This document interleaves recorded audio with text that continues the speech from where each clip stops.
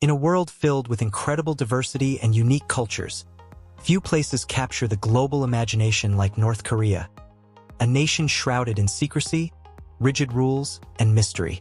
Known for its strict government, peculiar customs, and closed-off society, this country is unlike anywhere else. Today, we'll be exploring the most astonishing and, at times, surreal facts about life in North Korea, revealing layers of its culture, control, and unusual practices. From restricted hairstyles to a secretive education system, each of these facts provides a rare look into this hermit kingdom, and make sure to stay until the end. One of the last facts might leave you speechless. Welcome to World Marvels, and if you're fascinated by hidden corners of the world, don't forget to subscribe to our channel for more. 10 Women's Restricted Choices. In North Korea, women face an array of restrictions, from clothing and appearance to certain lifestyle choices.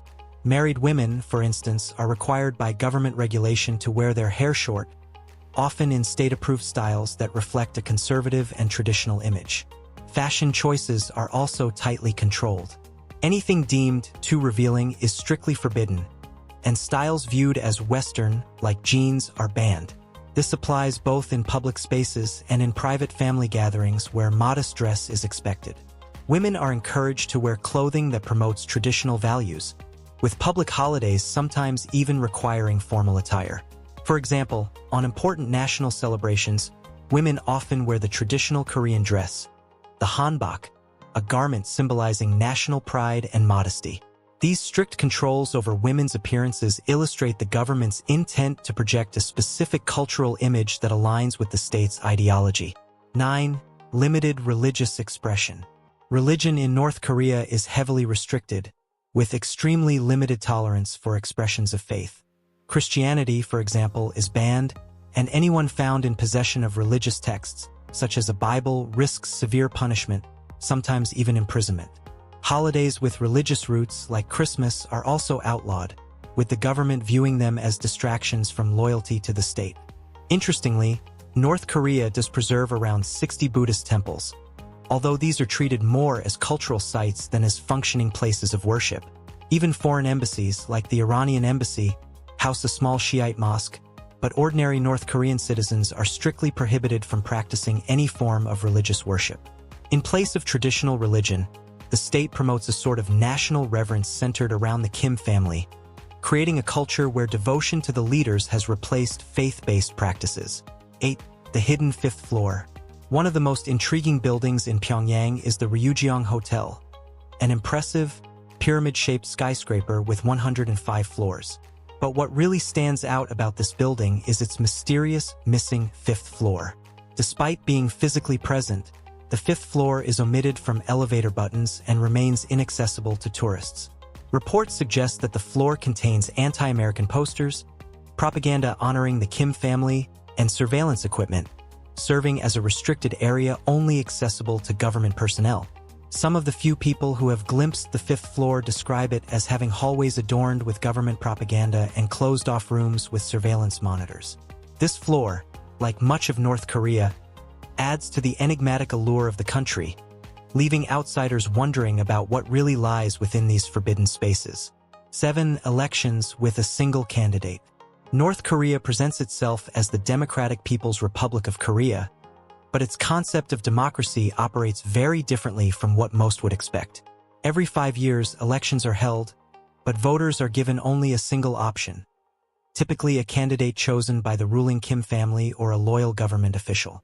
Citizens essentially confirm the state's choice, rather than select a representative, turning elections into more of a ceremonial display than an exercise of democratic choice.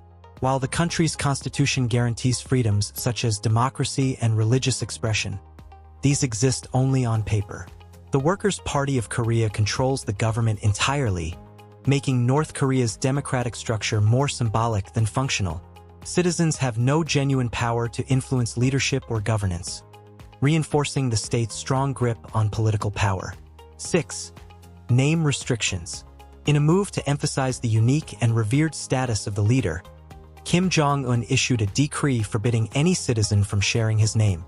Those already named Kim Jong-un were required to change their names to ensure the leader's identity remained exclusive. Violations of this rule are met with severe consequences, underscoring the high level of control the state exerts over personal identity. This restriction is not merely a minor regulation. It represents the government's emphasis on the leader's singular importance within society. The ban on his name reinforces the culture of exclusivity and reverence surrounding Kim Jong-un, making him not just a leader but an almost mythic figure within North Korean society. 5. State-approved hairstyles. North Korean citizens are required to follow strict guidelines for their personal appearance, including hairstyles. The government has approved a limited selection of 28 hairstyles, with specific choices for men and women. Married women, for instance, are expected to maintain short, modest cuts, while men are discouraged from choosing styles that resemble the leaders. These limitations aim to ensure a sense of uniformity, emphasizing state-approved cultural values over individual expression. The government believes that appearance is a reflection of one's loyalty to the state, so these restricted hairstyles serve as a subtle but pervasive reminder of state control. This emphasis on conformity extends to other aspects of personal life, creating a society where individuality is often suppressed in favor of collective identity. 4. Restricted entertainment and internet access. Entertainment options in North Korea are few, and internet access is extremely limited. The nation has only 4 state-run television channels, all of which broadcast government-sanctioned content, including news, propaganda, and ideologically approved programming. Any form of foreign media, such as Western shows or movies, is strictly prohibited. Access to the internet is reserved for the elite, specifically high-ranking officials and military personnel, while ordinary citizens are limited to a tightly controlled national intranet. Even mobile phones are restricted from international communication, effectively cutting off North Koreans from the outside world. This restriction on entertainment and information is intended to prevent foreign influence, reinforcing the state's narrative and maintaining a society focused solely on national ideals and loyalty to the government. 3. Loyalty-centered education system. Education in North Korea is designed not only to teach academic subjects, but to reinforce loyalty to the ruling family and devotion to the state. From an early age, children learn stories that depict Kim Il-sung, the nation's founder, as a near-mythical figure. For example, it's taught that he wrote over 1,500 books, composed 2 operas, and even possessed the ability to control the weather. In fact, legend has it that a double rainbow and a new star appeared on his birthday. Such stories are crafted to inspire reverence toward the Kim family and to ensure that North Koreans grow up with a sense of awe for their leaders. This loyalty-focused education system is part of the government's broader effort to cultivate citizens who are not only knowledgeable but also deeply devoted to the nation and its ideals, shaping a society unified in its allegiance to the ruling regime. 2. Kijongdong, the Phantom City. Near the demilitarized zone, DMZ, that separates North and South Korea stands Kijongdong, a city built as a propaganda display. With tall buildings, a massive flagpole, and carefully maintained facades, the city appears from afar to be a bustling urban center. However, closer observation reveals that it's mostly uninhabited. Often referred to as a phantom city, Kijongdong was constructed to impress South Korean and international observers with an image of wealth and prosperity that doesn't necessarily align with reality. The city's empty buildings and staged appearance serve as symbols of North Korea's desire to project strength and modernity, even if this vision is carefully constructed. Kijongdong is a reminder of the lengths North Korea will go to control its public image, showcasing a version of itself that may not fully reflect the reality within its borders. 1. Reverence for the leaders. At the center of North Korean society is an unwavering reverence for its leaders, especially the ruling Kim family.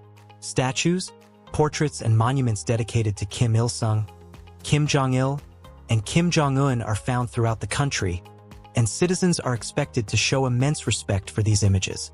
This respect extends even to newspapers or posters with their photos, which cannot be folded or discarded without proper handling. Citizens are required to pay homage to these symbols at every opportunity, with any failure to do so potentially leading to punishment. This enforced reverence for the Kim family reflects the government's efforts to foster loyalty and obedience, not just as a personal choice, but as a deeply embedded cultural expectation. The legacy of the Kim family and the respect demanded for their images illustrate the degree to which the government seeks control over both the public and private lives of its citizens. North Korea's complex society reveals a nation deeply rooted in loyalty, control, and isolation from the rest of the world. Through these insights, we see how every aspect of life within the Hermit Kingdom is influenced by the state's desire for uniformity and devotion. Each of these unusual customs and restrictions highlights a country that prioritizes collective identity over personal freedom, shaping a society bound by strict expectations and adherence to national ideals.